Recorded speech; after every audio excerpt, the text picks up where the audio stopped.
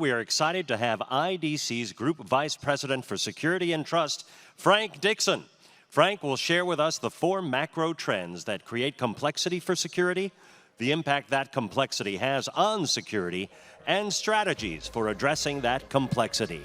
Please welcome to the stage Frank Dickson. Morning! Good morning! Good morning, good morning. I can't believe we started talking about de-risk, and then they said, let's introduce Frank Dickson, because we never know what the heck's going to come out of Frank's mouth.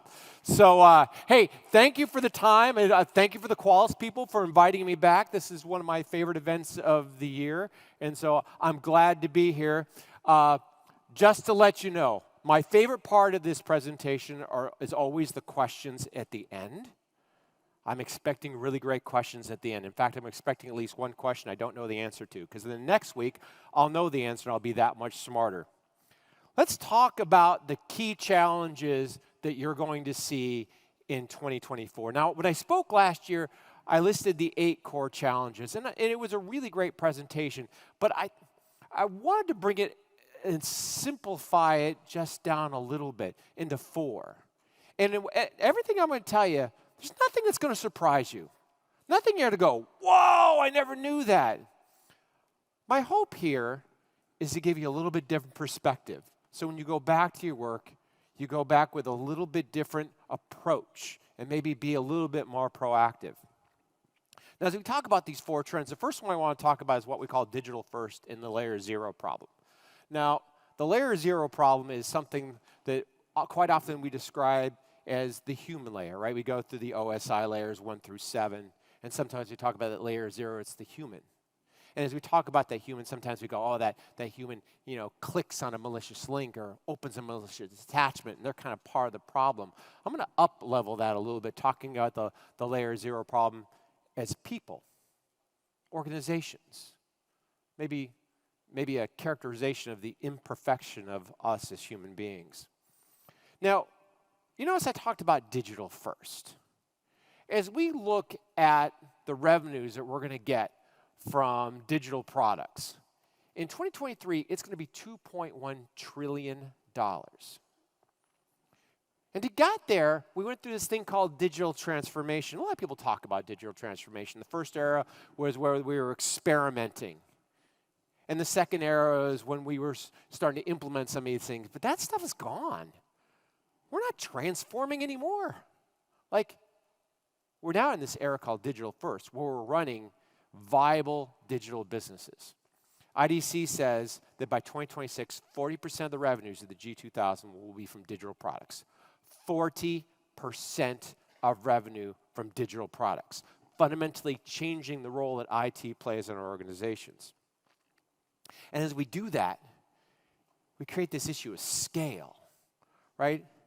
We talk about technology scale. We go from being cloud first, right? So now we're actually talking about cloud economics, right? We're actually start talking about what goes in the cloud and what do we repatriate.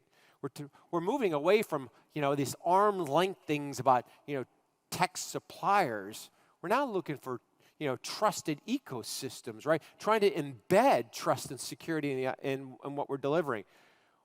Talking about business scale, right? We're moving away from trying to attract talent. We're now trying to leverage talent.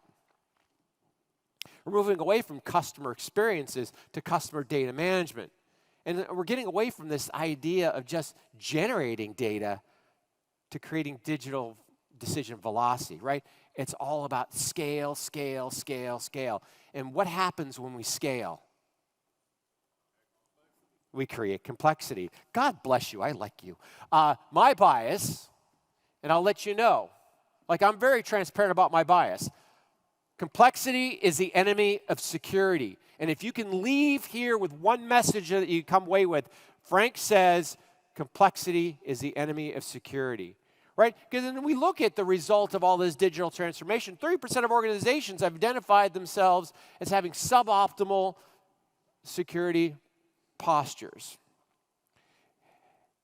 And most of us have got a heightened sense of our ability to implement that security. 55% of the folks in the U.S. say they're better than average with their security posture, right?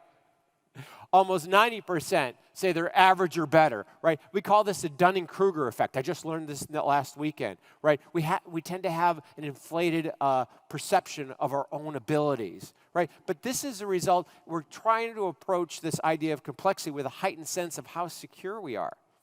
Now, as we've digital transformed, sometimes we got a little bit less complex.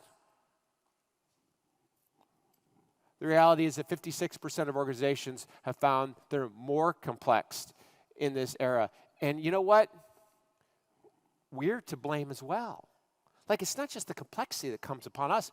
We create this complexity. Because as we ask, do you expect the number of tools used by your organization to change in 2023? 32.8% of you say, yeah, we're going to implement more tools. More tools means more people, more training, more complexity. And this layer zero problem, it's not just about technicals. There's non-technical issues to manage, right? We're dealing with new tech buyers. 50% of all tech spend is now done by line of business. Not by IT, not by security, by line of business. Their priority is driving revenue, decreasing costs. Their priority is not necessarily being more secure. A little over a third of the workforce is now the millennial buyer. These people that grew up with the iPhone, customer experience is important to them. You get in the way of delivering compelling user experiences to their customers, and you will get removed. And finally, CIOs are even different. A third of CIOs now view their role in the organization as driving innovation. Not delivering security, but driving innovation. And this layer zero problem creates other non-technical issues, right? Let's talk about cloud security posture management, right? We have this organization of cloud ops, and this gentleman is responsible for managing cloud operations, right? He may be managing 100, 200, 500 applications, right? He needs to be able to validate vulnerabilities. He needs to be able to do compliance. But he doesn't know what any of these applications necessarily do. He doesn't want to touch it, because if he does, he'll break it, right? He needs a solution that's agentless. But as we start shifting left, we have other people in the organization that also have needs, right? Talk about the CISO. She has needs. She's got to validate not only code that goes as vulnerability-free when it goes into production, but she's got to validate it in production, right? Every container is immutable until it's not, right? Until the app developer decides to change it. She's got to create baselines of integrity. She's got to prioritize and list on severity. And then we have the app developer. And the app developer doesn't necessarily use words about security, right? They're worried about code velocity. They're worried about validating open source dependencies and vulnerabilities, right? Because if they submit code and then they have to fix it later, it's 6 times as much effort to fix it after it's in production than before it's in production, right? They have to seamlessly get things into the CI/CD pipeline. The issue that we're talking about here is each one of these has a need for cloud security posture management. You know what happens? They all buy a different solution, creating complexity. And they're all talking about different problems playing from a different sheet of music. And this layer zero problem gets in the way of each other, right? We asked, this comes from our U.S. cloud survey. Are you allowed to have an agent to be able to implement workload security? 45% report that their app developers won't let them put an agent in the workload to be able to validate it. 45%, right? These are the layer zero problems that are getting in our way. This is some wonderful research. And for me, this is a happy accident. We'll talk about this later. But this is some research that we did on DevSecOps. And so we interviewed a whole bunch of people on DevSecOps. And for me, I was like, oh, it had some really wonderful conclusions. And then I looked at it, and I go, we have 3 audiences we interviewed. We surveyed app developers, we surveyed security people, and we surveyed people that were actually actively using DevSecOps. And when you separate those based on those 3 audiences, you get some wonderful conclusions, right? Because the motivations that we're using for DevSecOps are completely different. right? When you talk to the app developer, what do you currently consider your biggest challenge or security gaps or exposures? The app developers are going, hey, all these stupid APIs. And I'm not going to disagree with it. But when you ask the security person, hey, what's the biggest problem? It's the app developer, right? It's the insecure code, right? We're having different motivations, and it requires going across the aisle to get a little bit of cooperation. This one like blew my mind. Like I was like, oh my gosh. We asked, what type of application security breaches have you experienced the last 12 months? And all these are really valid. Software appliance chain attacks and security decentralization. Excuse me. The number one thing that jumped out to me was the difference between application developers and security people. Essentially, application developers were 10% more likely to say that there was an application breach. Essentially, what's going on is the app developer is finding out that there's been a breach. They're fixing the breach, and they ain't telling you. And so this has actually resulted, these layer 0 problems is actually changing the way that we implement and we manage security, right? Because as we talk to CISOs, how do you see your role evolving? About 40% are going to do traditional CISO things, right? Get more technically relevant. A third are looking to broaden to be a business leader. A third. Some are looking to develop into a bigger CIO. Why? Because it's not necessarily a security problem that they're seeing.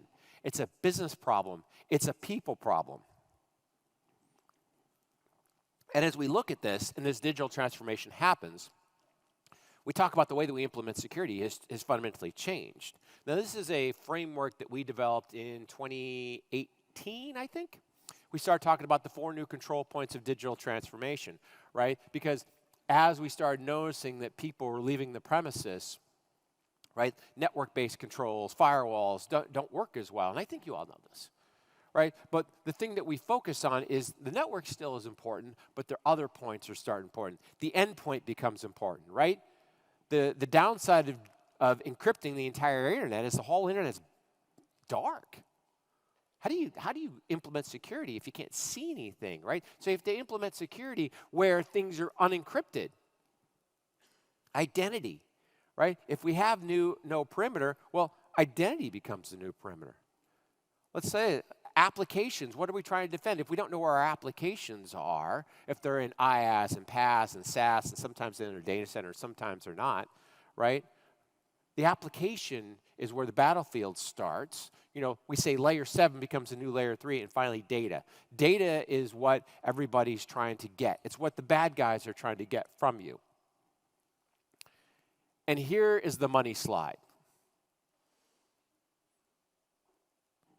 As we talk to the C-suite, what are the biggest hurdles to completing your digital initiatives? They're worried that IT and security leaders are going to slow us down. And this is one of the most consistent statistics I've seen. Year over year, the numbers are the same. All right, so we talked about digital zero. We talked about the layer 0 problem. Let's talk about the staff shortage. Now, I'm not going to spend a lot of time on this. I think you know all about this. As we talk about this talent shortage, 49% say there's a skills gap, right? And you're looking for ways to fix this. You're looking for managed services or software as a service, looking to right size. And what are the skill sets? Well, of course, cybersecurity. Number one, that's clear. And what are we looking for? All kinds of cybersecurity, right?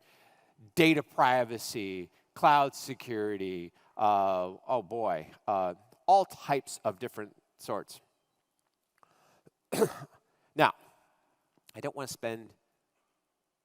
to jump off of the staffing shortage too quickly because I do want to make one point. And we'll get to this later. For me, of these 4 trends, the number one thing that you can influence is staffing, right? Every time you make a decision, you're either going to increase complexity or decrease complexity. You're either going to buy a tool that's best of breed and maybe it's hard to use, or you're going to buy a tool that's easier to use and maximizes your people. This is the one that we can influence. Let's talk about the threat landscape quickly. Now, I do a lot of speaking at user groups and CISO events like this. I also talk to the investment community a lot.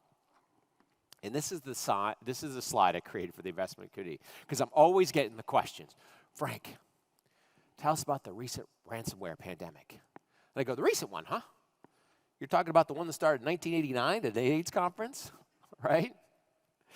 The encryption was crappy, so in 2006 they finally fixed the encryption, and then it was good. And then all of a sudden, what did we get? We got 2013 was crypto locker, and we started email propagating. We got away from the floppy disks. And then all of a sudden, in 2015, we got to Chimera, SamSam, NotPetya, right? We started looking at vulnerabilities and kill switches, right? Then we got into, oh, this was a gift, spear phishing, right? Then we get to DDoS attacks, the supply chain, and in 2013, now we're talking about pretexting, and now we're even getting malwareless extortion. Malwareless extortion, the Move It attack, right? What did they do? They downloaded all the data. Did they encrypt anything? Nah. Heck, they didn't even like send you an email. They just posted on the website, hey, come pay us or we're going to expose your data. Now, I talk about what is ransomware. You all know what ransomware is. But as we get to the next slide, you'll understand why I focus on this. Because as we talk about ransomware, I always say it's a type of malware from cryptobiology that encrypts a victim's files, makes them inaccessible, and demands a ransomware payment for decryption. Great. That's ransomware. And so as we look at ransomware, though, we tend to overly simplify it. We're really worried about this thing called encryption, right? And as we look at the ransomware payments, ransomware, it was about $150 in about the 06 time frame. It's about $1,000 in 2013, right? But that's when it started getting interesting, right? Because we had good encryption and cryptocurrency. Monetization is what happened. But then we discovered, hey, if that computer happens to be connected to the network store, when it encrypts the network store. And people are more likely to pay. And so all of a sudden, the ransoms went up, and they started looking for your network stores. So they started moving laterally. They started escalating privileges. They started looking for persistence. Then we started getting this idea of ransomware as a service and evasion and modifying services and backdoors. And then in 2021, we started exfiltrating data. Yeah, we started shaming you by calling the media. We started doing data theft. Here's the thing. None of that stuff after 2013 has anything to do with ransomware. It's all about the attacker. It's all about the movement. So the point that I always make is there's 5 opportunities to defend against a ransomware attacker. And if you're waiting for the encryption, you're screwed, right? We're looking to stop the initial compromise. We're looking for stopping the lateral movement. We're looking to prevent the privilege escalation. This is hopefully where we're detecting it, because data exfiltration starts to become problematic. And if you get to the encryption, who cares? Your data is gone, right? Because the encryption is worth about $1,000, and the $999,000 of value is all in the other stuff. All right. We talked about digital first and layer 0 problem. We talked about the staffing shortage. We talked about the threat landscape. All right, let's talk about compliance. For me, this is probably the biggest, most impactful issue that we're dealing with right now that tends to get under-noticed. Everybody is focused on security, when a lot of times the pain that we're suffering is compliance. And as we talk to, once again, the C-suite, typically cyber threats and regulations are big. It did take a dip in 2013, interesting. It went down to number 3 as we started looking about economic pressures and ESG, and all of a sudden, 2024, it pops right back up. Here is a really interesting piece of research. This comes from Ryan O'Leary. He's one of our privacy analysts. He's actually an attorney, by the way. We keep him around anyway. Talking about data subject access requests. Yeah, everyone needs an attorney, just one. And he was comparing data subject access requests. And he was looking at 2020 and how many they had got, and he was comparing it to 2022. And one of the key interesting findings that we got is that is we look at this thing called DSARS, which is when somebody asks you to, for their information that you've got. In 2020, the average was 135. In 2022, it was 2,061. That's an increase of 1,420% in just 2 years. That's what's happening to compliance. And so it doesn't surprise you as we look at, thinking about, security in terms of risk, compliance, and security priorities of the next 100 years. What are you investing in, right? Operational risk software, information security. And this compliance is getting pretty broad, right? We ask about data residency requirements or data sovereignty. Almost 60% of you are saying, yeah, this is something we're dealing with. But we're not dealing with it consistently, right? This is another example of the layer 0 problem. Because when we compare North America to EMEA, you go, wow. About the same number of people in America are experimenting with it, kind of figuring it out, like wondering what the heck this is, that are implementing it in EMEA. There's heavy regional differences. Now, I promised we were going to get back to one of my favorite studies. And this is interesting. And there's a lot here as it comes to compliance. But we asked, what are the top 2 drivers for adopting DevSecOps in your organization? And if we look at the security folks down here, right, we see, improve the security posture of our applications. But as the dev teams are looking to better adhere to regulatory compliance requirements. As we asked, do you consider the highest priority risk for DevSecOps? Our security people, once again, are focused on security and configuration of containers and Kubernetes. App developers are worried about the ability to meet compliance standards. And as we're worried about, fixing security findings in code, as far as our KPI metrics, app developers are looking at time to achieve compliance. The point that I'm trying to make here is, once again, there's an imperfection, right? It's this layer 0 problem. You're looking to be more secure, and you may be running to your app development teams. In fact, I talked to a gentleman yesterday. He's like, hey, Frank, I'm trying to get people to worry about security, and they're not implementing best practices. And I go, maybe you're focused on the wrong thing, right? They're looking to be more compliant. They've got heavy compliance requirements. Maybe if you go with a carrot and say, hey, I can help you with your compliance requirements, and by getting to those compliance requirements, we're fixing security. But the idea here is you can't just focus on security, right? We have to bring this together, and a lot of times maybe the answer to solving your security problems isn't facilitating compliance. All right. So let me get some recommendations. I always like to leave people with recommendations. Frank, what do you think? So I'll tell you exactly what I think. Here's some takeaways. Planning. God, that was the most boring point I've ever made, right? It's not sexy, but it's real, right? The best defense to layer 0 problems is planning. And I say plan up front. The problem with it is you talk to an app developer, they think virtualization and cloud means freedom.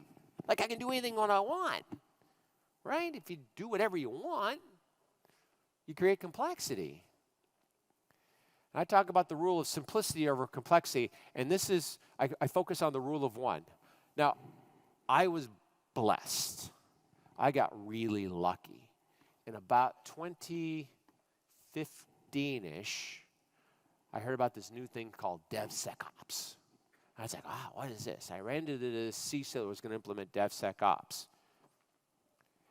And he looked at me and he goes, Frank, the most important thing for me is not about which tools I use. He goes, I just need one.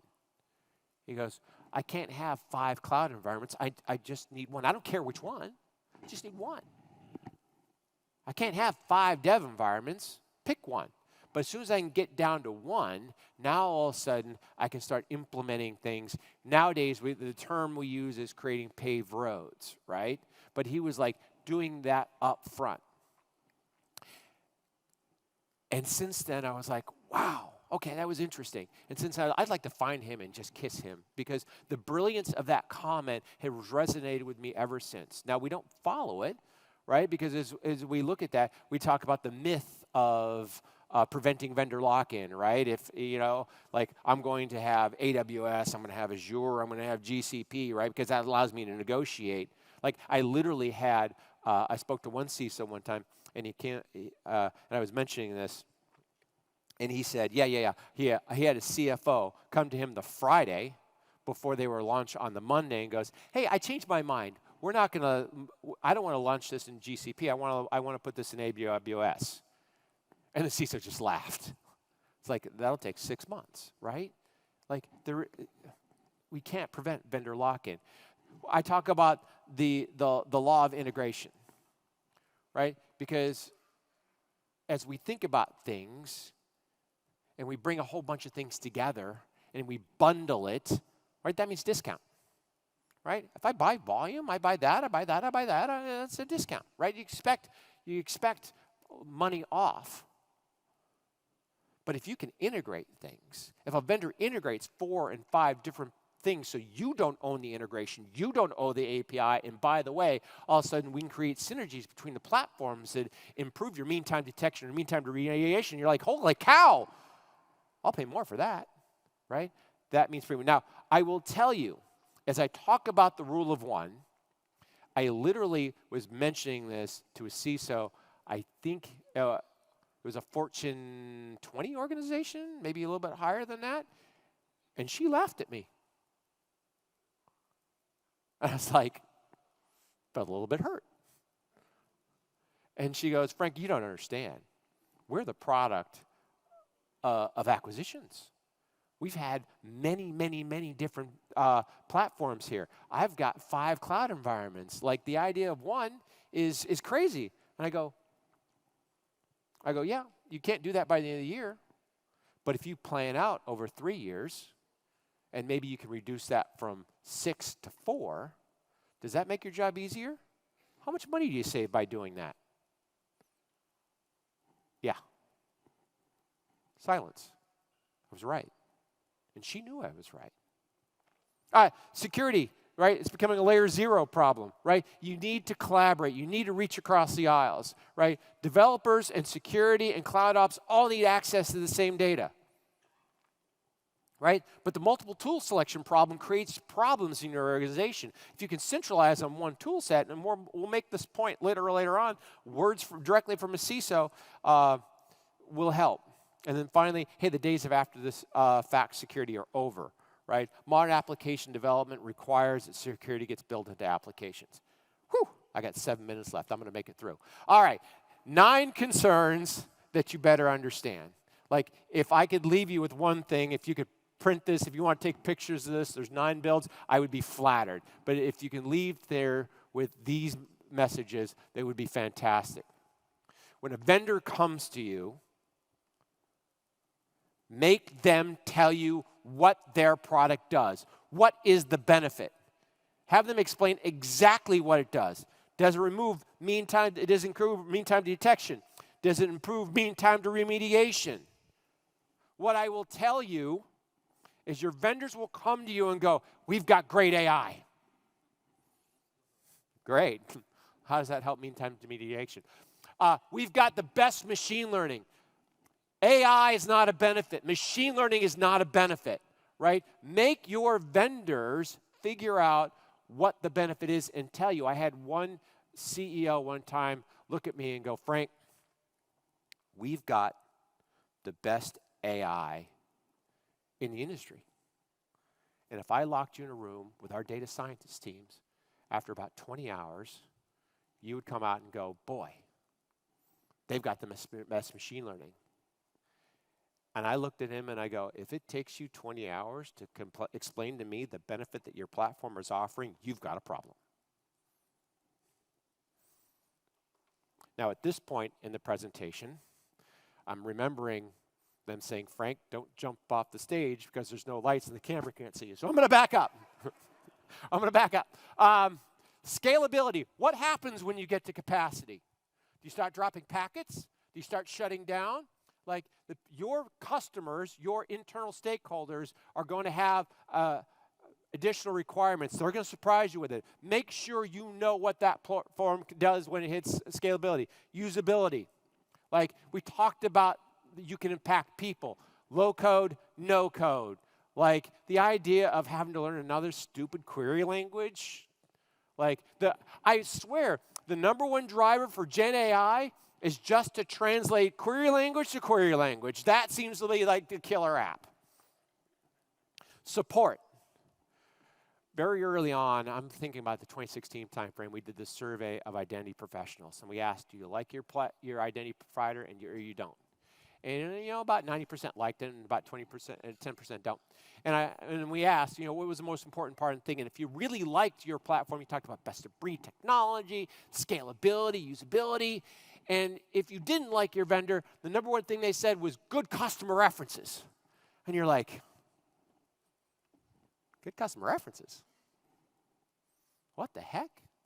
And then we figured out. What happened is they bought a platform and they didn't get the outcome.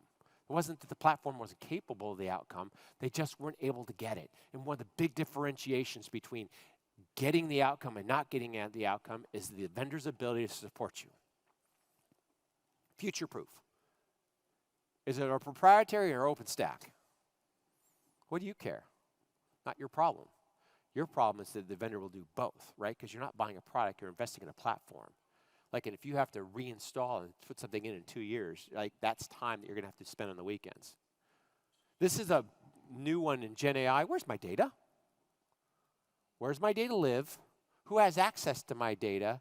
And is that Gen AI tool accessing my data? You want to be able to validate the privacy and efficacy and security of your data and that your data is being treated appropriately. Complexity, right? Your customers, your line of business customers, are going to jam complexity down your throat. Your vendors need to be able to help you address that complexity. We talk about features, we talk about products, we talk about platforms, right? If you have a new product, please consider your existing vendors first. If you have a need, I realize sometimes there's cutting edge things and no one offers it and you get that new startup, that's great. The problem is if you invest in a company and buy a company, apparently you invest in that company, right? Now you've introduced complexity, and now you're responsible for integration and time to value. When COVID hit, we said internally that everyone was going to go to SaaS.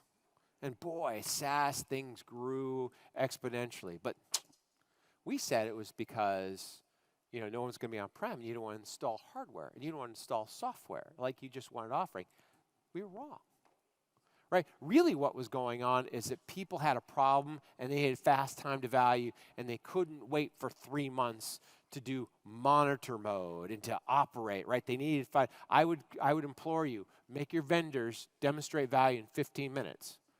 Now be kind. You can give them an hour. But time to value is important. So, with that being said, let me get to my other bias. When you talk to your vendors, the number one thing that drives me ape about security vendors is they use way too many words and not enough numbers, right? They describe in great detail, in prose, why their product is great. If your product is good, if your product creates an outcome, if your product creates a benefit, you ought to be able to measure it. And you measure it numerically. Now, as I challenged Qualys with that, they took me up on my offer, right? Because they were moving this forward and say, Frank, we're looking to elevate this conversation of vulnerability management. We're looking to measure it in terms of risk. And by eliminating risk, we're going to create a measured benefit.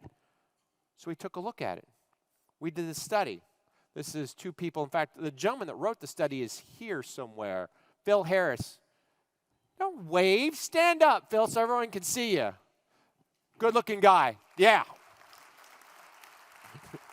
I can sit up, Phil. I didn't tell him I was going to do that, by the way.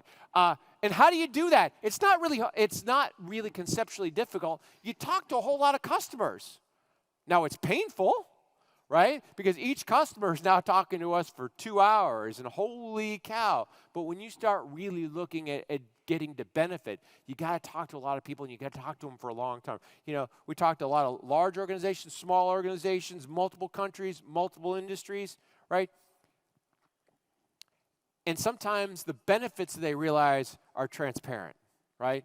They talk about, you know, with Qualys, you know, detecting threats before they became impactful was one of the big ones, right? Investigating and responding potential threats, patching, discovering assets, compiling risk threat reports, right? We get that compliance thing. And some of the quotes that come out of these studies are just wonderful. You know, from one education organization, they said, hey, using Qualys patch management module, we've been able to increase the bandwidth of our security operations team. I grabbed that one because I thought that was really, really, really interesting, right? It's not that like we patched. It's not that like we're less vulnerable. It's that I made my teams more efficient. And by making my teams more efficient, guess what? I become more secure because now I find new capacity, 30% more capacity. Like, you take your most precious resource, which is your people, we talked about that earlier, and you make them more efficient, you become more secure. This was a cool quote that I stole. Qualys definitely reduced our overhead for security and operations teams. Once again, a demonstration, right? They've gone across the aisle. They've solved multiple problems of different people in the organization and brought them together. Right? Qualys reduce the impact of a cyber risk incident, right? That's fundamentally what we're trying to do. And when you get down to the numbers, like, this was even surprising to me. Actual benefit, average organization, $5.1 million a year. This isn't vaporware. These are real numbers. And if you don't believe my numbers, first of all, yell at Phil. Second of all, download the white paper. All the numbers and all the calculations are transparently there. It's real, right? 403% ROI, $102,000 in annual benefit per 100,000 users, right? 5-month payback period, right? There's a lot of different advantages. What I would implore you, don't just believe me. Download the white paper, read it. And with that, I get to the favorite part of the presentation. By the way, I hit my time slot on the mark. So, hey, thank you very much. Questions? Please give me at least one question. Don't leave me hanging here. One question. Somebody's got to have a question. Yeah. And what is your name, sir? Thank you. Thank you. Oh, we have a microphone.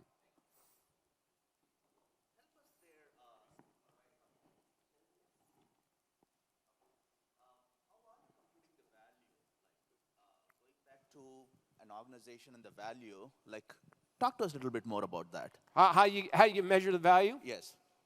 Yeah, it's actually not as hard as you would think, right? Because everything that you do has a benefit, right? You do it because it makes sense. And the thing about security people, you measure everything. Like, some of the people we talk to, like, you've got 100 different measures of KPIs. Like, I focus on 2. I only focus on mean time detection, mean time to remediation.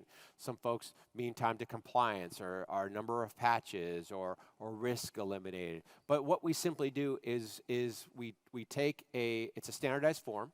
We've been doing this for like 20 years, and we've done it from everything from security to Salesforce management to operational software, and we look at from 33 different vectors, and then we in security go, okay, there's some interesting attributes here in terms of time that you spend, dollars that you spend on the platforms, cost of support. Then there are things like breaches or removed breaches and what the cost of that is, and we compare it to the peers. Like, it's really, I mean, it's a 2-hour interview, so it's painful for them. I can't believe that they agree to it. But it's just it's a very boring but methodical approach. I say it's kind of like weight loss, right? Losing weight's really simple. Like, you just burn more calories than you consume, but I'm still 5 pounds fatter than I want to be. Like, it's just hard. It's a devil's in the details. But I appreciate the question. It's a very methodical approach, and that's how we do it. But like I say, look at the white paper. It's there. I've got a question. Gentleman in the back.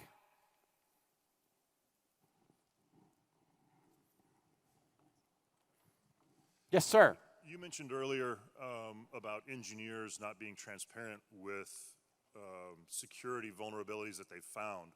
What methodologies would you suggest to try and get them to be more transparent with security teams? I'm not sure I heard the question. It was, you were talking about the statistic about application developers that were patching things before that without telling security people. How do we get to transparency? Yeah, basically, how you mentioned that they don't come forward and they're not being transparent about the vulnerabilities that they find. Yeah. They're just fixing them. Right. What methodologies would you deploy in order to get that line of communication open? Oh my God, that's a fantastic question. By the way, you are all making me feel really good because I had a debate yesterday. They said nobody asks questions. I go, oh, they'll ask questions. The issue that okay, now I didn't survey and ask them that question. That's a great question. So what I'm going to tell you is analyst opinion. It's not based on research, but based on the people that I talk to. I think it's very much an issue of trust and an issue of organizational conflict, right? Because if every time a problem in code, because you saw all the statistics. Every time I said, hey, developers think the problem is external APIs, the developers think the problem is compliance, security people say the problem is developers, right? So if every time the issue is a problem with developers, guess what? There's a lack of trust. And sometimes, in fact, I was talking to one security vendor, and they were showing me a platform for a product. I go, oh, that's really cool. And one of the dashboards they wanted to show me were the top 5 app developers that committed code with vulnerabilities. I go, oh, that's great. Like, so you got the top 5 most hated list, right? And what are you doing, right? You're almost humiliating app developers, right? And so what you've done is now create an issue of conflict, right? And that issue of conflict is a very serious one because that app developer is not there because they're lazy. They're there because how they're metriced is getting code into production, right? They're metriced on velocity. So the way that you create that is to change your measures, right? It's all about securing good code, but you have to create an environment of trust, right? So it's not security versus dev. It's how do we improve some of these issues, right? It's how do we use common platforms, right, so that we're looking at the same problem. How do we empower app developers with tools so that we assist them in not committing, code? Because essentially that's exactly, you hit the nail on the head, is that we've got a conflict between application security and dev and security, and they're fixing the breaches before we tell security. Because what is security going to do? They're going to bash us with a stick, right? It's an issue of conflict management. That's a great question. Thank you very much for that question, by the way. I think we have time for at least one more. Yes, sir. I got time for one. That's fantastic. You mentioned that identity is one of the key things that we need to be worrying about, and it seems like from an authentication perspective, we all agree that the future is passwordless. Yes. But we're getting there. It seems like we're getting there very, very slowly. Like, where's that headed? What are the trends and the technologies that seem to be gaining momentum? Where are we going to be in 5 years? Oh, in terms of passwordless, I think. God, what a great question. Now you're going to get me on my soapbox, so I'm going to take you over on this one. So one of the first reports I wrote on, and I studied when I started studying security, and by the way, no comments on the gray hair. Yes, it was a long time ago. was on authentication, right? And because it's really transparent. At that time, we were simply talking about MFA, and I was talking about how MFA is going to be the future, right? And it was going to be cell phone based, and we were going to implement that quickly because we had this powerful platform called the cell phone. And everything that I said was correct, except for some reason I was off on the time frames. What I thought should take a year took 3 years, and now we're getting this issue of passwordless, right? So passwordless is fundamentally better. It's not a technology problem. Like, it's pretty transparent. It's pretty easy to do. It's not difficult. I think the issue is really in people and process. It's that whole idea of being able to evaluate the benefit and measurable benefit by implementing passwordless. Because if we implemented passwordless, right, but fundamentally we're going to eliminate the password. And that's the one flaw I see in the whole concept of MFA, where you talk about multi-factor authentication. Well, one of those factors is a password, and it doesn't improve security in the slightest. It's worth getting rid of. But it's a measure of complexity. It's not easy to do, and it's just organizational. I don't get it, but I think if you're going to implement it, I think you have to go with a simple calculation. And by the way, and when you implement passwordless, I think it comes at a really good time to start thinking about the way that you're empowering your employees. I was listening one time, Microsoft implemented passwordless for their organization. And one of the key conclusions that they had when they were implementing passwordless is one of the key use cases for help desk calls is password reset. The second one is VPN. Well, they looked at it and they go, why do we have everybody VPNing all the time? We need about 10% need access to the network. Why don't we just eliminate 90% of the people with VPNs, right? Because you think about what you guys do. A lot of times you are pushing people that don't need network access onto the VPN, right? Because for some reason that was the default thing. You're going to access something, go on the VPN. So you can improve your user experience. You can cut down help desk calls. But sometimes it requires a rethinking. So sometimes what I would say is, hey, focus on the rethinking. If we can get people off the network, get people off the network. Like, I'm an analyst, right? I live in Excel and PowerPoint and Word. What the hell do I need to be on a VPN for? And with that, I see all the people, all the Qualys people are like, time. So anyway, I want to thank you. Thank you for the questions. The 3 people asked questions. It's fantastic. Thank you for Qualys inviting me. I encourage you, download the white paper. If you think I'm a liar, blame Phil. Ask him at the break. He's happy to help you. Hey, thank you very much. Appreciate it.